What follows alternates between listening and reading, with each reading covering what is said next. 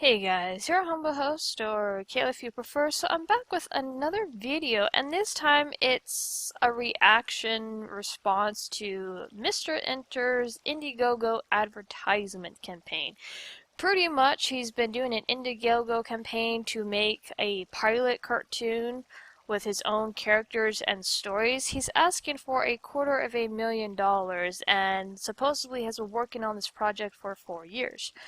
With his advertisement, and I've been watching quite a few videos on his campaign, and I was holding back doing my own video on it because so much has already been said that I really didn't want to regurgitate a lot of stuff was been said. But at the same time, I noticed that a lot of points that I feel need to be made have not been brought up.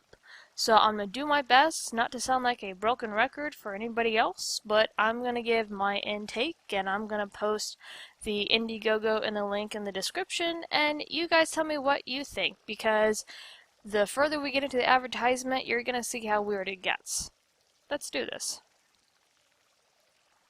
Do you remember what it was like being a kid? Do you remember how you had to wake up early, sometimes even before the sun had come up, to get ready to go to school? A place that you'd come to dislike as the years had rolled on. A place where they put information in your head that you couldn't care less about. Your only reprieve during the day was a brief bit of recess, which was a luxury that was ripped away little by little, as they wanted to prepare you for more and more tests. In these times, it felt like imagination was all that you had to carry you forward to the next day. Honestly, each experience with kids going through school is quite different. Some kids are able to go through the school system just fine, others not so much. I feel so far this paints childhood with a very broad brush, which could alienate a lot of your audience. Just saying.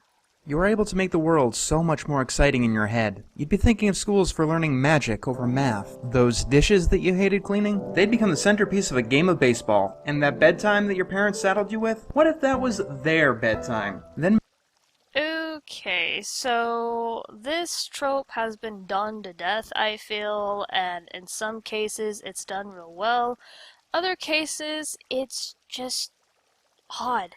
Now, the two cases that come to mind where they're done real well or they're done realistically is Jimmy Neutron and then Codename Kids Next Door. With Jimmy Neutron, you guys remember when that cartoon used to roll about, and one of the first episodes, I believe, was when all the parents get kidnapped and the kids think it's all fun and games that the adults are gone until problems start to break out and a lot of kids break down crying and they're not sure what to do. So that's a realistic result of what would happen with all the adults disappearing. With Codename Kid Next Door, the adults were still in charge. Yes, the kids fought with the adults, even fought with the teenagers using machinery, tricks, weapons, that sort of thing.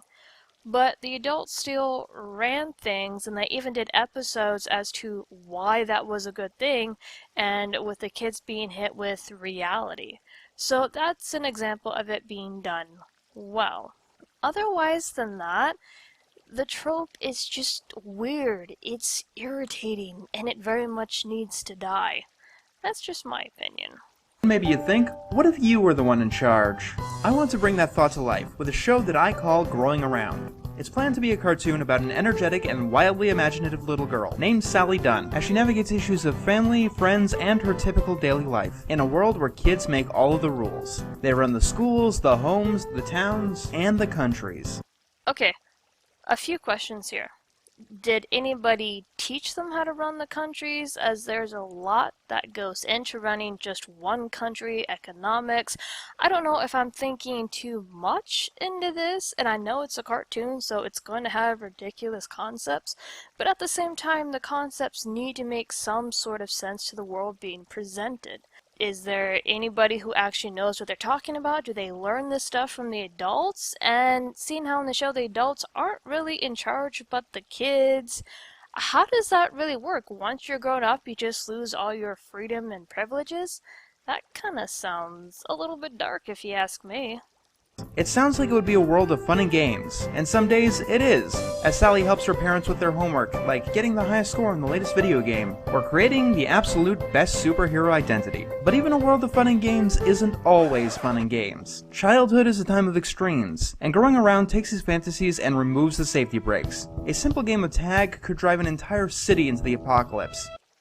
How the hell does that even make sense? Unless the kids are playing with weapons while they're playing with tag and they're trying to kill each other? I mean, how does tag equate to the concept of the apocalypse? That's just one ridiculous concept that is way over the top that does not make any sense to me.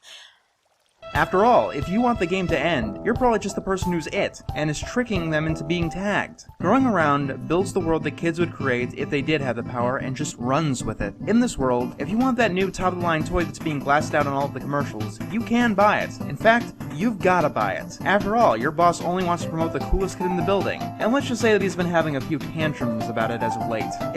Okay, so here's my other question, as I asked earlier. Do the adults teach kids anything? Did this world start out with the kids being in charge? As you just advertise a kid wanting to buy a product from a store. Are there kids making the products? Do they know how to run the factories? They know how to handle the materials that are required to make the products. These are just a lot of questions that go unanswered. With K and D, with the kids trying to be in charge, the adults still made all the products. They still ran the governments, they still ran the cities, they took care of the material handling. There's a lot of different aspects and a lot of questions that I feel are not going to get answered here. This next bit is just going to get weird. Brother and sister start fighting over a cereal box toy. With no parents to break them up, they do the only logical thing they can think of. Go to court. At its Okay, so here's what I just mentioned about getting weird. Do the kids know how court systems work? Is it a court system they made up? Is it based off of a real court system with laws, lawyers, paralegals, that sort of thing? Or is this just the way that they do things and they're calling it court? I mean, so many questions. None of this makes any sense. core, Growing Around is a show about growing up, and growing up is difficult. We all know that. You learn that even your best friends sometimes move on and move away, that the people in charge don't always have your best interest in mind.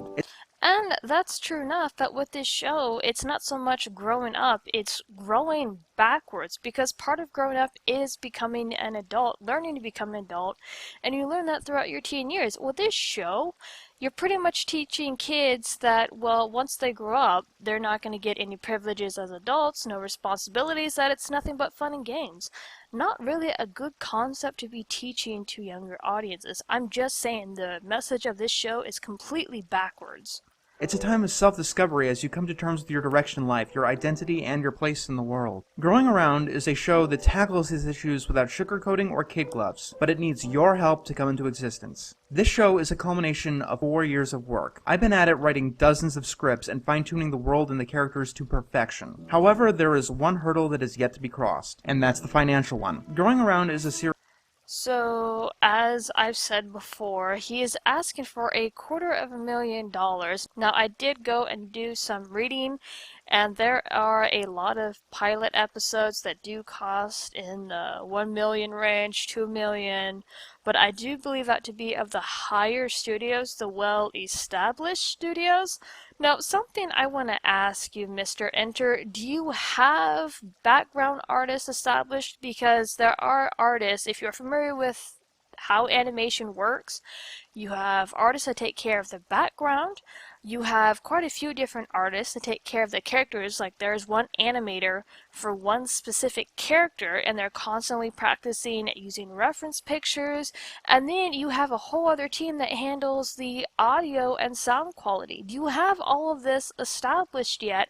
Have you made connections with the proper people in order to get this off the ground?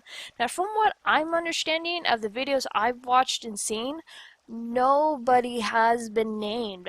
No music artists, no background artists, no character artists. There's not even demo reels of the actual animation. This is not a good way to start off a Kickstarter, especially for a pilot cartoon. You don't give enough information. You have at best a slideshow.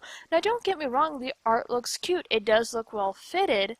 for a kid's cartoon, but at the same time, no demo reels, no samples of the soundtrack, no samples so much of the backgrounds. You don't have a whole lot. Maybe I'm missing stuff from your DeviantArt, but there's no established people as far as I can tell. There's nobody named. So you really need to get on that. And I don't know if your amount is realistic, considering how you're not really a well-established producer. At best, you're a cartoon reviewer. When you get established people, that's when you can ask for a little bit more money. But until then, what you're doing is really unrealistic. It really is.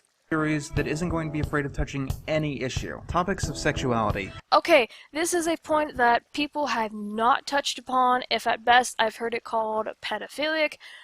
Okay, I want to know what your freaking age range of this cartoon is for kids. I really want to know, because if it's below 10, you have no fucking business even touching this with a small kid's cartoon. You really freaking don't. Even with K&D, they had some adult stuff snuck in, but it was barely emphasized, and us teens who were watching the show caught on to it, but it went over the kid's head. With this, why are you bringing this up? This is a big no-no. I'm all for proper sex ed, and it depends, honestly, when the child hits puberty. There are some kids that hit it at 9, 10, but why? Why would you push this? And why, like, look at the image here. You have a kid who looks to be falling in love with another kid, two boys, and you have the LGBT flag in the background. Why? This is completely inappropriate, and I'm not saying that you can't touch upon kids who have same-sex parents. That actually does need to be touched upon, as there are kids who do live in those families, and it's a good thing to talk about that. But this is a freaking no-no. Kids do not understand sexuality. They don't understand all this shit. I hate it when people push this crap onto kids. Leave the damn kids alone with this crap. This needs to go out of your cartoon. I'm dead serious. Now, there are questions that kids can ask about pregnancy, like what the baby's doing to the lady. I've heard that question we brought up in regards to breastfeeding. So you could probably touch upon stuff here and there. But to make it as one of your focal points to your cartoon, no. This needs to go. This is way inappropriate, dude. Way inappropriate. Gender, existential crisis. Also, the gender thing needs to go too, because once again, kids don't understand sexuality. They don't know what sex is. They don't understand what it's for. Once again, I freaking hate it when people push this crap onto kids. Leave the damn kids alone. Let them actually have a childhood and their innocence as long as humanly possible. Knock this shit off. Cultural identity, death, regret, they will all be subjects of episodes. Okay, the death thing is understandable. The culture identity is understandable, as I've heard stories of kids who are of mixed races that get picked on and bullied. So that one is good, but you need people who have experience with that, because something tells me you don't. And that's not just because you're white. I'm not pulling that bullshit. I don't even argue that crap. But you need to make sure that you have people that you can pull these proper experiences from, so you can portray them correctly. But once again, with the sexuality crap, gender crap, it needs to freaking go. It really freaking does, dude. Freedom from executive control is paramount to making the show work the way that it was intended to be. This is why I am planning on using Indiegogo. This particular crowdfunding campaign will be for the pilot episode entitled Max's Many Birthdays. After it's produced, I am going to give the series Growing Around its own Patreon to keep it going. But you need to add more content. As I said, you don't have a demo reel, you don't have an established music artist. You need to bring out samples of music tracks. You need to bring out more background art, and not done by you, but done by established artists that you have. You need to make sure, and this is something too, that you have contracts with these people, fair contracts, because you want to go into a full freaking production with this stuff. Now, as I said, I have dug into some of the cost of actual pilot episodes from higher production companies, which do cost around $1 million to $3 million, if not $5. But Mr. Enter, you are not an established production company. You do not have anyone well known on your staff. So for the amount that you are asking, which is $250,000, 250,000? There's no way in hell you're gonna get this. If anything, and I've heard it mentioned on another video, whether it be Turkey Tom or Pie Guy Rolls, it'd be fair to ask for 10,000. With pilot episodes of cartoons, the animation is not always fleshed out, or rather the characters are not fully fleshed out. Perfect example of this is the pilot episode of Steven Universe. If you remember how the characters looked in comparison to how they look now, big difference. It was just to get the idea out there. It was just to get the characters out there saying, hey, this is what we want to do. Do you like these characters? Do you like how they look? Do you like the concept? That is what you need to do. You are pouring way too much into the quality right now in regards to slideshows. You need to pour some quality into the animation. Get something out there that people can look at, have a feel for how the characters interact. Do they like the acting? Do they like the voice acting? That's another thing too. Do you have established voice actors? Do you have people who are known in the voice acting community here on YouTube or possibly in other communities? Do you have these people on your staff list already? If so, it'd be nice to make them known. If you've seen the advertisements for movies, the articles, the voice actors that are being looked at for voice casting are always mentioned. The artists that they're looking to use is always mentioned. You're not boosting this crap properly. You need to be boosting your artists. If you have established artists, you need to be boosting your music people. If you have established music people, you need to be boosting your voice actors. If you have established voice actors, and you need to be releasing demo reels of how these actors are going to sound through the characters. You are not doing enough. You're focusing way too much on the still art. Get on the animation.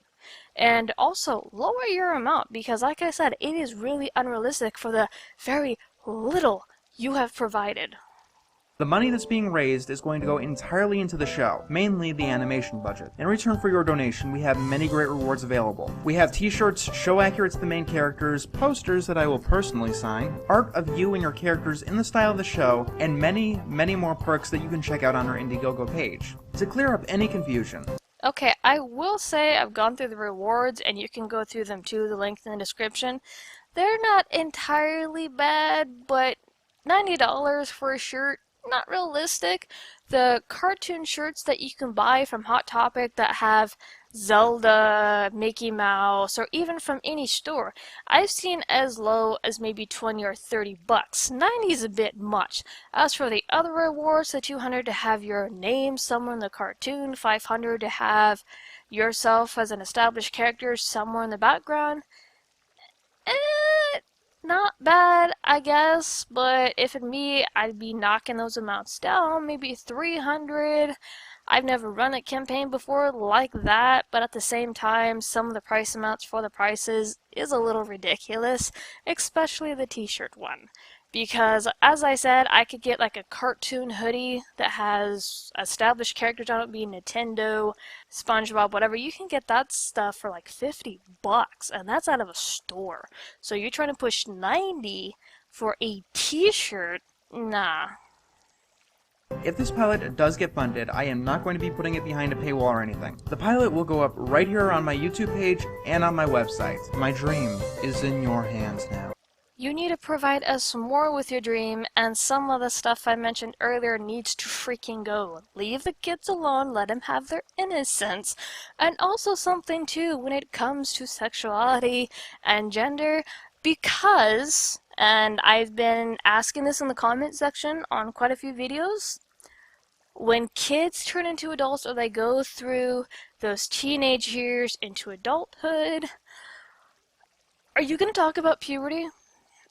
Depending on what the age range of audience of kids that you're trying to aim for or target, is that a topic that you're going to bring up? The physical changes, the feelings that tend to kick in, or are you just gonna focus sexuality on the 8 to 10-year-olds who don't know what any of that stuff is or even have a freaking clue how to understand it?